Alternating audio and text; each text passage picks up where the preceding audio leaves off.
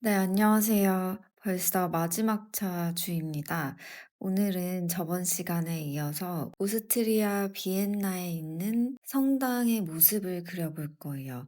이 성당을 전체적으로 크게 그려볼까 생각했었는데 조금 힘드실 수도 있을 것 같고 차라리 확대를 해서 한 부분을 전체적인 형태를 그리고 또 멀리 있는 이런 풍경들도 그려보는 연습을 해볼게요.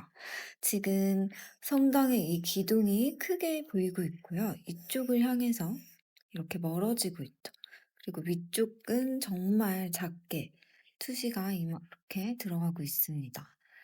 지금 하실 때 뭔가 하나하나씩 다 그린다는 느낌보다는요. 앞에는 크게 묘사를 해주시고 뒤에는 저희 남산타워 하셨던 것처럼 실루엣만 살짝 표현을 해보시면 좋을 것 같아요. 앞에 있는 기둥도 이 면적을 종이 안에서 얼만큼 해줄 건지 나눠주시고, 여기도 원기둥과 원뿔, 삼각뿔을 뒤집어낸 것처럼 생각해 주시면 될 것 같아요. 여기는 이렇게 꺾이는 면만 체크해 주시고요. 이렇게 앞에 튀어나온 거는 동글동글하게 그려주셔도 되고 점점점 표시를 해주셔도 될 것 같아요. 그러면 마찬가지로 제가 종이에서 다시 그리면서 설명을 해드릴게요. 네, 종이에서 한번 같이 해볼 건데요. 저는 가장 중앙에 있는 이 뾰족한 건물부터 그려볼게요. 길게 보면 삼각형인데 또 중간에 이런 난간 위쪽에서도 작은 삼각형 하나를 쪼개주시면 될 것 같아요. 그러면 시작점을 먼저 임의로 잡아주시고 거기서 작은 삼각형 하나를 그려준다고 생각을 해볼게요. 그 난간은 꺾이는 면이 네 면으로 보여요. 네 가지 면으로 옆으로 꺾일 수 있도록.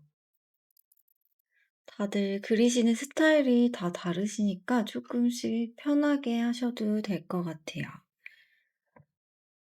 너무 다 막 자로 그은 듯하게 하지 않으셔도 되니까 오히려 펜드로잉은 좀 삐뚤삐뚤한 선들이 더 매력이 있는 것 같습니다.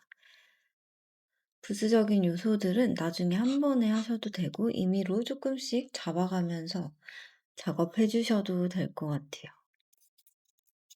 또 위에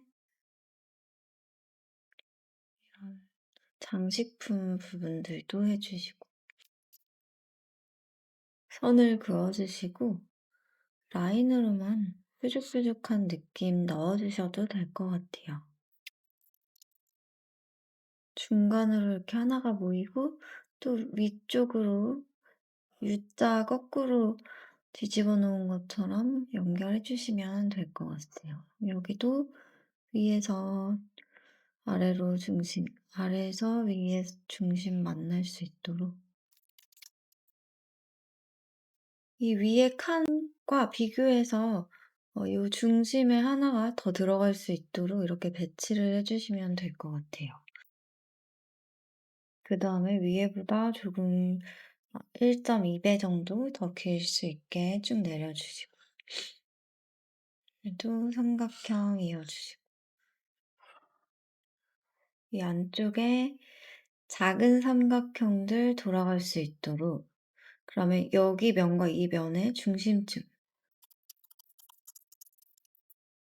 그다음 저희 연필 단면처럼 이렇게 면을 꺾이게 해주세요.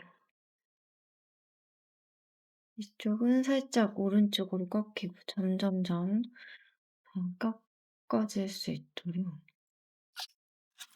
옆에는 비스듬하게 자세히 보면 벽돌들 때문에 일자보다는 약간씩 선에 굴곡을 주시면서 옆면이 보이는 것처럼 해주셔도 될 것 같아요.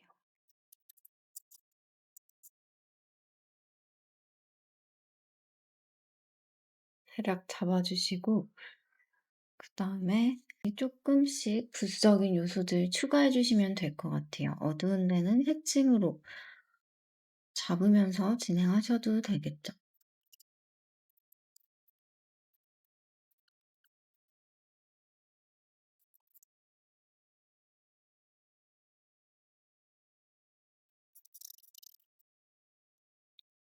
중간에 이런 봉들은 저는 점을 찍어서 표현을 하겠습니다. 점점 옆으로 볼수록 조금 더 이렇게 길게 그려주세요. 아래쪽으로 점점 반복해 주세요.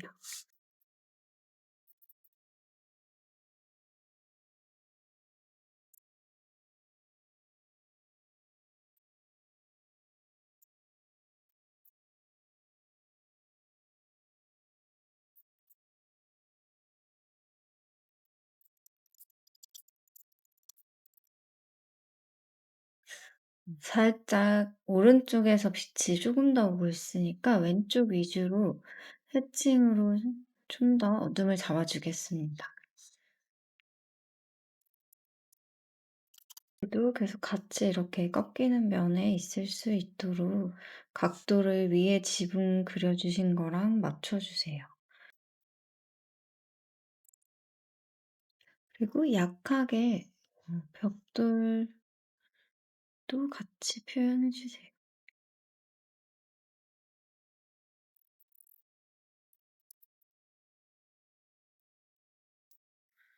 가장 앞에 있는 건물의 이 위에 있는 기둥은 조금 진하게 표현을 해서 뒤에 있는 건물과 살짝 구분을 시키겠습니다. 원기둥 사이사이에 네모난 기둥을 연결한다고 생각하시면 좋을 것 같아요.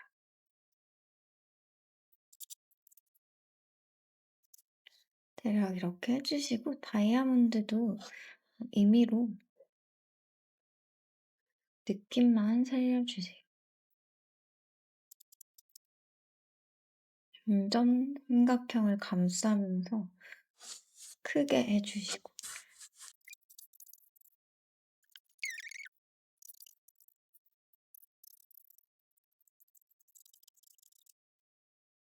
시간이 좀 되시는 분들은 이렇게 동글동글한 텍스처를 넣어 주셔도 되는데 너무 오래 걸리실 것 같아서 중간중간에만 포인트로 넣어 주셔도 될 것 같아요.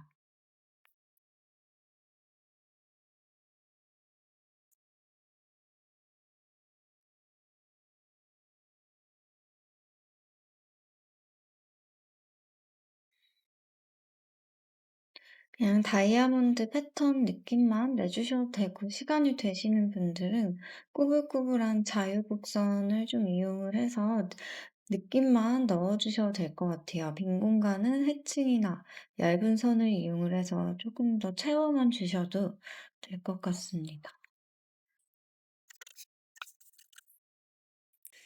그리고 그다음에 이 건물의 뒤에 있는 동까지도 같이 조금만 더 표현을 해 보면 좋을 것 같아요.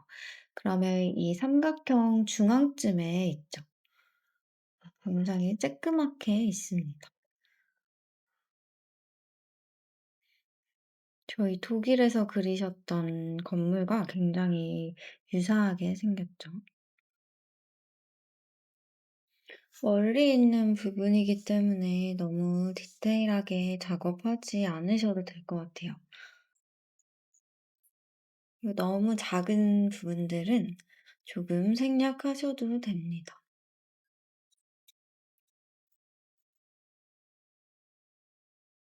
앞에 있는 건물의 옥상 부분들도 실루엣만 살짝 표현해 주세요. 남산타워 하셨던 것처럼 단순화시켜서 표현하셔도 됩니다.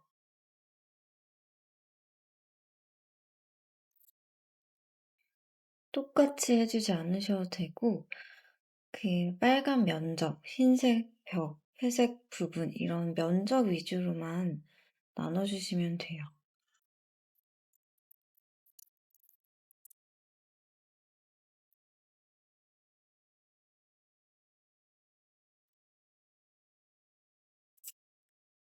여기도 세로 선들로 대략 창문 위치만 느낌만 내주세요.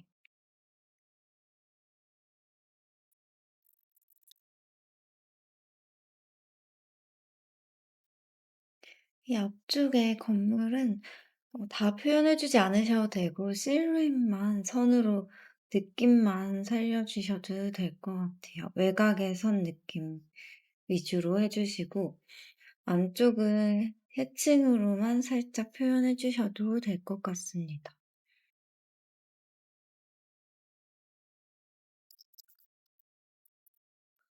그리고 점점 멀어질수록 더 러프하게 표현해 주세요.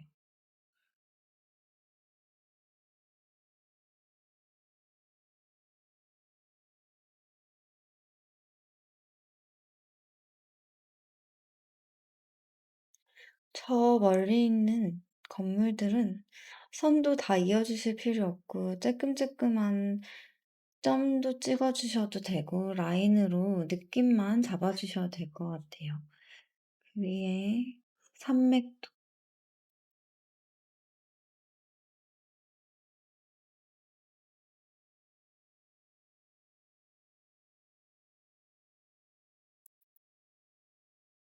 최종적으로 조금 더 표현할 부분들 라인이나 어둠을 추가해 주시고요. 그다음에 포인트 색감 하실 수 있는 분들은 살짝 더 진행을 해 보셔도 되고 펜으로만 하셔도 전혀 상관없습니다. 저는 포인트로 노란색과 남색 위주로 살짝만 올려 볼게요. 수채화를 이용을 해서 왼쪽 부분에 색감을 살짝만 넣어 주도록 하겠습니다.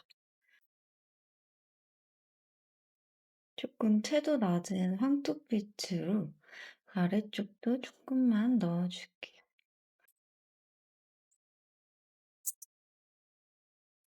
그다음 프르시안 블루 남색깔을 이용을 해서 지붕의 어두운 패턴도 조금만 색감을 넣도록 하겠습니다.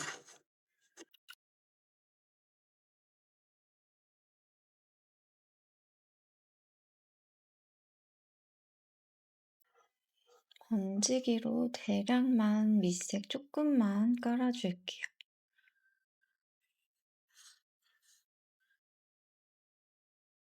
그다음 이 뾰족한 건물은 살짝 푸른 회색빛이죠. 여기도 왼쪽 위주로만 조금 푸른 느낌의 그레이빛을 올려주도록 하겠습니다. 정말 보일 듯 말 듯하게만 해 볼게요.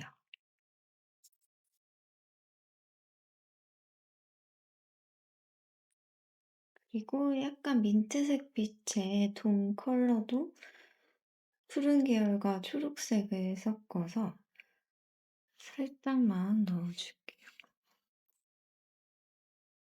그러면 또 약간의 붉은 갈색 지붕들도 조금씩만 넣겠습니다. 뒤에는 물을 많이 해서 정말 흐릿하게 중간중간에 살짝만 찍어 줄게요. 앞쪽은 살짝 채도 낮게 해서 조금만 넣어 줄게요.